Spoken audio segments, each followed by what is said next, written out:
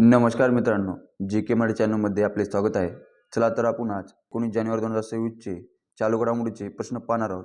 तर हे प्रश्न येणाऱ्या पोलीस भरती, सरळ सेवा व MPSसाठी अत्यंत महत्त्वाचे असणार आहेत. तर प्रश्न पहिला, देशात मोनोपॉज क्लिनिक सुरू करणारे पहिले राज्य कोणते? तर बरोबर मित्रांनो, ऑप्शन बी महाराष्ट्र राज्य हे देशात मोनोपॉज क्लिनिक सुरू करणारे पहिले राज्य आहे.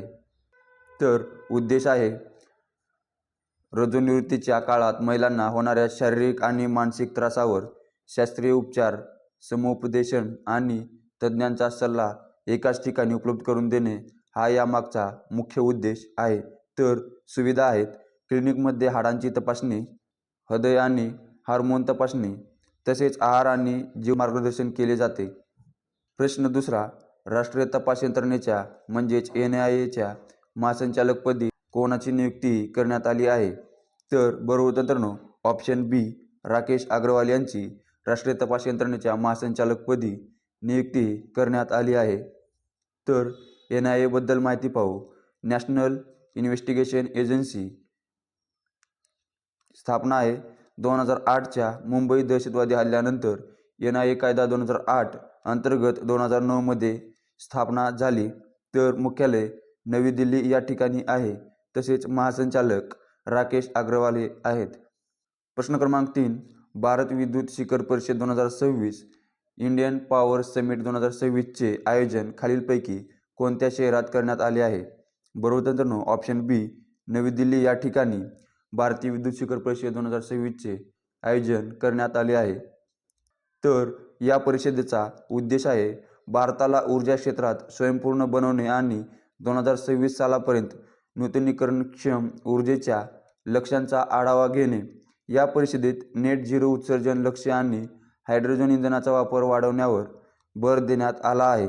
तर सहभाग यामध्ये केंद्र सरकारचे ऊर्जा मंत्रालय, विविध राज्यांचे प्रतिनिधी आणि जागतिक ऊर्जा तज्ज्ञ सहभागी झाले आहेत. प्रश्न क्रमांक 4, 92वा बुद्धिबळ ग्रँडमास्टर बनण्याचा मान कोणाला मिळाला आहे? बरोबर मित्रांनो, ऑप्शन सी आर्यन वर्षाने यांना भारताचा 92वा बुद्धिबळ ग्रँडमास्टर बनण्याचा मान हा मिळालेला आहे. तर आर्यनने वयाच्या 15व्या वर्षी ग्रँडमास्टर हा किताब पटकावून भारताच्या बुद्धिबळ इतिहासात मोलाची कामगिरी केली आहे. तसेच ग्रँडमास्टर किताब हा बुद्धिबळ जगातील सर्वोच्च किताब असून फिडे या जागतिक संघटनेमार्फत दिला जातो. तर भारताचे 91वे ग्रँडमास्टर वीरेश प्रभू हे होते आणि 92वे आर्यन वर्षाने हे झाले आहेत. प्रश्न क्रमांक 5, जगातील सर्वात मोठा ग्रीन अमोनिया प्रकल्प आंध्र प्रदेशात कोठे स्थापित केला जात आहे? बरोबर मित्रांनो, ऑप्शन बी काकीनाडा या ठिकाणी जगातील सर्वात मोठा ग्रीन अमोनिया प्रकल्प स्थापित केला जात आहे. तर या प्रकल्पाचे वैशिष्ट्य आहे हा जगातील अशा प्रकारचा सर्वात मोठा प्रकल्प असून यामुळे हरित ऊर्जेच्या निर्मितीला मोठ्या चालना मिळणार आहेत. तसेच ग्रीन अमोनिया म्हणजेच जेव्हा अमोनियाची निर्मिती पूर्णपणे नूतनीकरणक्षम ऊर्जा उदाहरणार्थ सौर किंवा पवन ऊर्जा वापरून केली जाते तेव्हा त्याला ग्रीन अमोनिया म्हणतात. यामुळे कार्बन उत्सर्जन होत नाही.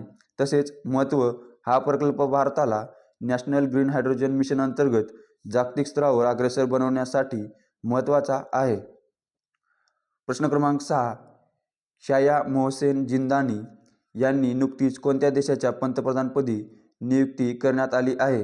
तर बरोबर मित्रांनो, ऑप्शन बी येमेन या देशाच्या पंतप्रधानपदी शाया मोहसेन जिंदानी यांची नुकतीच नियुक्ती करण्यात आली आहे.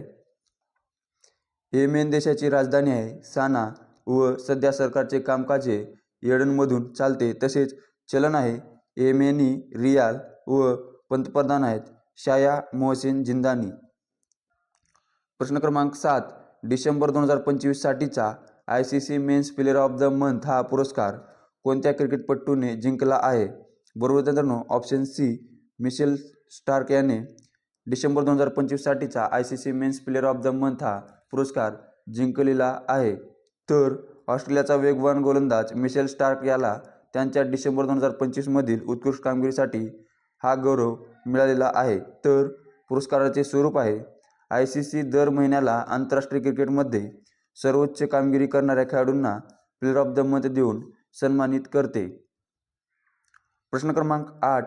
इंडियन बँक्स असोसिएशनच्या बँकिंग टेक्नॉलॉजी पुरस्कारामध्ये कोणत्या बँकेने best fintech and digital public infrastructure श्रेणीत विजय मिळवला आहे?